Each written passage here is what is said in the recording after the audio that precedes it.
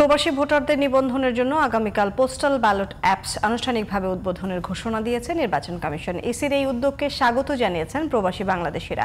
সংযুক্ত আরব আমিরাত প্রতিনিধি ফখরুদ্দিন মুন্নার রিপোর্ট, জানাচ্ছেন ফারিয়া হাফিজ নিঝুম। প্রবাসীদের ভোটাধিকার নিশ্চিতে 18 নভেম্বর থেকে বিডি পোস্টাল ভোট নামে অ্যাপস চালু করতে যাচ্ছে নির্বাচন কমিশন। এরই মধ্যে পৃথিবীর বিভিন্ন দেশে অবস্থিত বাংলাদেশ মিশনের কর্মকর্তাদের সাথে ভার্চুয়ালি আলোচনা করে সার্বিক দিক নির্দেশনাও দিয়েছেন কমিশন। আমিরাত থেকে বাংলাদেশ দূতাবাস এবং বাংলাদেশ কনসুলেট দুবাইয়ের কর্মকর্তারা এই অনুষ্ঠানে ভার্চুয়ালি অংশ নেন।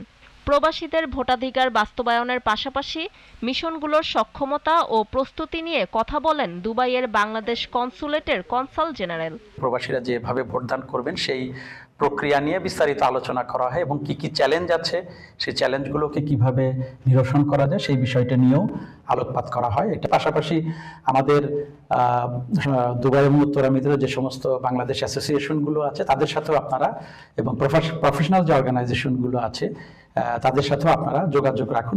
আর নির্বাচন কমিশনের এই উদ্যোগকে স্বাগত জানিয়েছেন প্রবাসীরা। তারা বলছেন, প্রথমবারের মতো প্রবাসীদের গুরুত্ব দিয়ে ভোটের অধিকার দিচ্ছে নির্বাচন কমিশন। ফারিয়া হাফিজ নিঝুম, জিটিভি নিউজ।